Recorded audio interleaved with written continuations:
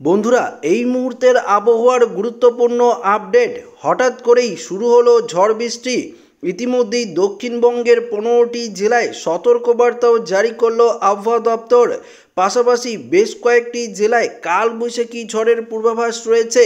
তো বন্ধুরা, কোন কোন জেলাগুলিতে কালবৈশাখী ঝড়ের সম্ভাবনা রয়েছে এই মুহূর্তে আলিপুর আবহাওয়া দপ্তরই বা কী জানিয়েছে, তাপমাত্রার পারদ কত ডিগ্রি সেলসিয়াস বাড়তে চলেছে, সমস্ত কিছু আপনাদেরকে এই ভিডিওটিতে একদম লাইভ আপডেটেই জানিয়ে দেব। তো ভিডিওটি শুরু করার আগে আপনাদের কাছে ছোট্ট একটি রিকোয়েস্ট রইল, নতুন হয়ে থাকলে অবশ্যই চ্যানেলটিকে সাবস্ক্রাইব করে নেবেন এবং পাশের দেওয়া বেল আইকনটিকেও প্রেস করবেন এই ধরনের লেটেস্ট ভিডিওর আপডেটগুলো সর্বপ্রথম সবার আগে পাওয়ার জন্য। তো বন্ধুরা, এই মুহূর্তে আপনারা পরিষ্কারভাবে লাইভ দেখতে পাচ্ছেন যে দক্ষিণবঙ্গের জেলায় জেলায় ভারী বৃষ্টির সতর্কবার্তা রয়েছে, সঙ্গে বজ্র বিদ্যুৎ সহ তুমুল বৃষ্টিপাতের অ্যালার্ট রয়েছে। বিশেষ করে দেখতে পাচ্ছেন কলকাতা, বজবজ, আমতা, বাগনান, কোলাঘাট, তমলুক, এদিকে শ্যামনগর, বিষ্ণুপুর, বারুইপুর, মহিষাদল, এদিকে ডায়মন্ড হারবার, ময়না, পাঁশকুড়া থেকে শুরু করে বালিচক, খড়গপুর, মেদিনীপুর, বেলি থেকে শুরু করে কেশপুর, শালবনী, চন্দ্রকোনা, ঘাটাল, খানাকুল, পাবনা, এদিকে জঙ্গলপাড়া থেকে শুরু করে দেখতে পাচ্ছেন কলকাতা, নিউটাউন, পানিহাটি থেকে শুরু করে ব্যারাকপুর, চন্দ্রনগর, এদিকে প্রচুর পরিমাণে বৃষ্টিপাতের সতর্কবার্তা রয়েছে। এমনকি হাবড়া, বাদুড়িয়া, টাকি থেকে শুরু করে হিঙ্গলগঞ্জ দেখতে পাচ্ছেন, খেতালা, হিঙ্গলগঞ্জ, জয়নগর, কুলপি থেকে শুরু করে হলদিয়া, এদিকে খেজুরি, বাজকুল, কোন্টাই, দীঘা, মন্দারমণি, প্রায় সমস্ত জেলাতেই ভারী বৃষ্টির পূর্বাভাস রয়েছে। তো পরিষ্কারভাবে কিন্তু আপনারা লাইভ দেখতে পাচ্ছেন যে দক্ষিণবঙ্গের জেলায় জেলায় আর কিছুক্ষণের মধ্যেই ভারী থেকে অতি ভারী বৃষ্টিপাতের সতর্কবার্তা জারি করা হয়েছে। এখানে যদি আমরা আপনাদেরকে বজ্র এবং বৃষ্টিমুজ করে দেখাই, তাহলে আপনারা দেখতে পারবেন যে প্রচুর পরিমাণে রেড অ্যালার্ট রয়েছে এবং ভারী বৃষ্টিপাতের সতর্কবার্তা রয়েছে। শুধু দক্ষিণবঙ্গ নয়, এদিকে যদি দেখি বাংলাদেশেরও বেশ কয়েকটি জেলায় বৃষ্টিপাতের সতর্কবার্তা, যেমন খুলনা, পিরোজপুর, মাথাবেরিয়া, বরিশাল, মতিরহাট, এদিকে মাদারীপুর থেকে শুরু করে ফরিদগঞ্জ, সেনবাগ, এদিকে কিন্তু আমরা বৃষ্টিপাত লক্ষ্য করতে পারছি। তবে এদিকে মুর্শিদাবাদ এবং বীরভূমের দিকে আকাশ কিন্তু মূলত পরিষ্কারই রয়েছে এবং মালদা, দিনাজপুর, বালুরঘাট, এদিকে কোচবিহার, আলিপুরদুয়ার, জলপাইগুড়ি, দার্জিলিং, কালিম্পংয়ের দিকেও আমরা মূলত আকাশ পরিষ্কার দেখতে পাচ্ছি। শুধু দার্জিলিংয়ে হালকা ছিটেফোঁটা বৃষ্টিপাতের একটা অ্যালার্ট রয়েছে। অন্যদিকে অসমে যেমন গোয়ালপাড়া, গুয়াহাটি, তেজপুর থেকে শুরু করে এদিকে নর্থ লক্ষিমপুর, ডিব্রুগড়ের দিকেও কিন্তু আকাশ মূলত আমরা পরিষ্কার দেখতে পাচ্ছি। তো বুঝতেই পারছেন এই মুহূর্তে ভারী বৃষ্টিপাতের সম্ভাবনা শুধুমাত্র দক্ষিণবঙ্গেই রয়েছে। প্রচুর পরিমাণে বৃষ্টিপাতের অ্যালার্ট রয়েছে এবং রাতের দিকে এই বৃষ্টিপাত কিন্তু অনেকটাই দিক পরিবর্তন করে একদম পরিষ্কারভাবে দেখতে পাচ্ছেন যে পশ্চিমবঙ্গের সুন্দরবন এবং বাংলাদেশে প্রচুর পরিমাণে কিন্তু রাতের দিকে তাণ্ডব চালাবে এবং হাওয়ার যে গতিবেগ, অর্থাৎ এই যে বৃষ্টিপাতের ফলে যে ঝড়ের হাওয়ার গতিবেগ, সেটা কিন্তু 50 থেকে 60 কিলোমিটার গতিবেগে একটা দমকা ঝোড়ো হাওয়াও কিন্তু বইতে পারে। তো বন্ধুরা, আজকে তো আপনারা বুঝতেই পারলেন কোন কোন জেলাতে বৃষ্টিপাত থাকছে। আগামীকাল যদি আপনাদেরকে দেখাই, আগামীকালও বেশ কয়েকটি জেলায় বৃষ্টিপাতের সতর্কবার্তা থাকছে দক্ষিণবঙ্গে দেখতে পাচ্ছেন।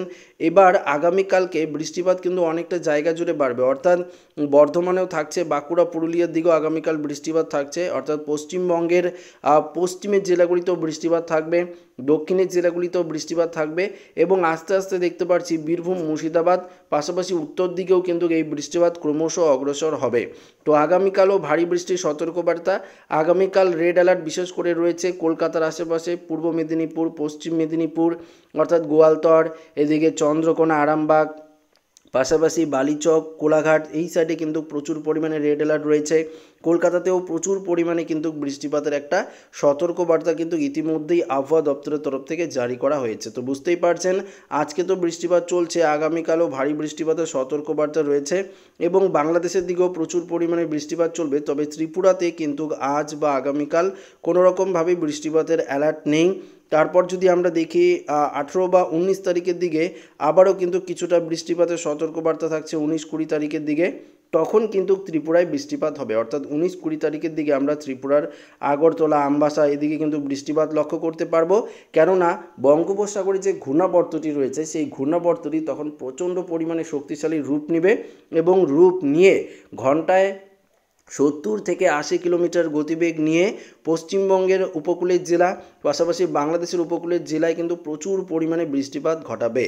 এই 19 থেকে 20 তারিখ এই ঘূর্ণাবর্তের কারণে পশ্চিমবঙ্গের দক্ষিণ থেকে শুরু করে উত্তর প্রায় সর্বত্র বৃষ্টিপাতের সম্ভাবনা রয়েছে।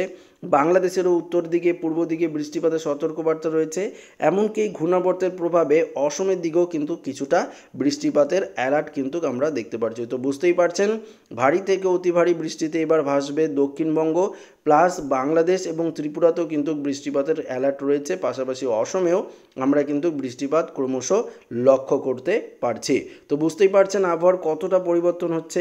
এই মুহূর্তে উপগ্রহ চিত্র থেকে যদি দেখাই তো আপনারা দেখতেই পারবেন, উপগ্রহ চিত্র থেকে এখানে আপনাদেরকে প্লে করে নিচ্ছি।